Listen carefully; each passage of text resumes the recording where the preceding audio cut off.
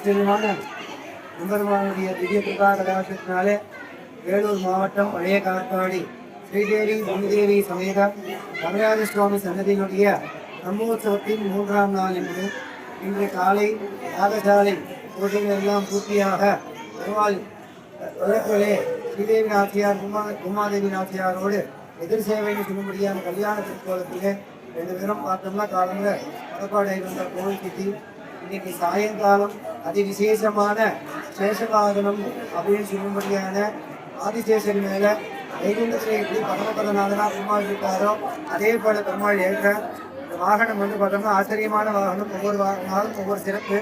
இன்னைக்கு என்ன சிறப்புன்னு பார்த்தோம்னா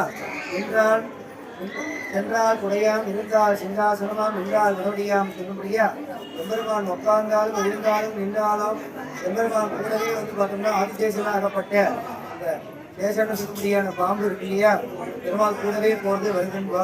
அப்பேற்பட்ட ஆச்சரியமான வாகனத்துல எம்பெருமான் பரமபத ஜாலநாதனா வந்து பார்த்தோம்னா வீட்டில் இருந்த திருக்கோலத்தில் உட்கார்ந்து இருக்கார்.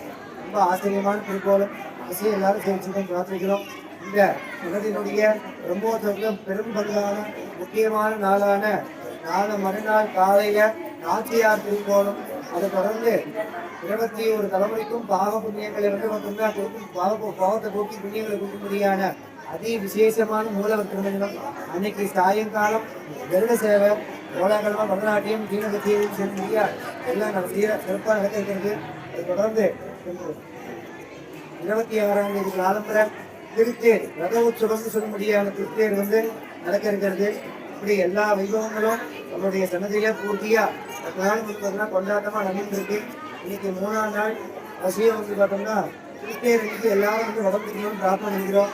எல்லாரும் அவசியம் வந்து நாளைக்கு காலத்தால பார்த்தோம்னா சூரிய பிரபை பெருமாள் வந்து பார்த்தோம்னா வருஷத்துக்கு ஒரு தடவை வந்து பார்த்தோம்னா சப்தமி அப்படின்னு கூடிய நாளில் சூரியன் 7 முதல் கூட்டப்பட்ட சூரியன் வந்தார்.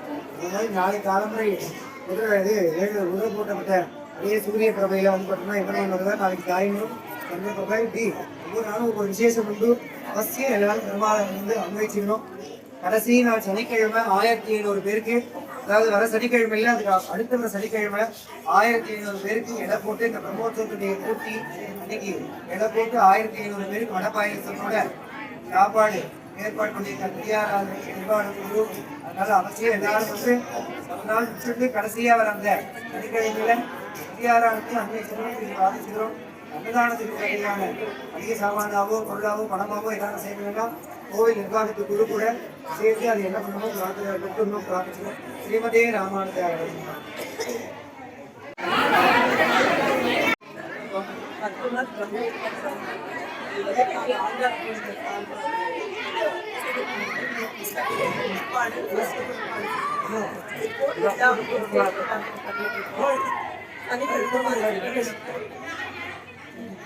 வருட வாகனம் இருக்கு. அன்னைக்கு காலையில நாச்சியார் திருக்கோலம். ஆனா அன்னைக்கு வந்து விசேஷம் சுவாமி சொல்லியிருக்காரு. அதனால எல்லாரும் கண்டிப்பா அன்னைக்கு வந்து கலந்துக்கோங்க.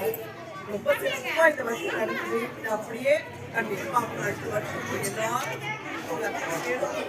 கோரி செய்யணும். எல்லாரோட கஷ்டம் எல்லாரும் சந்தோஷமா எல்லாரும் இருக்கணும்.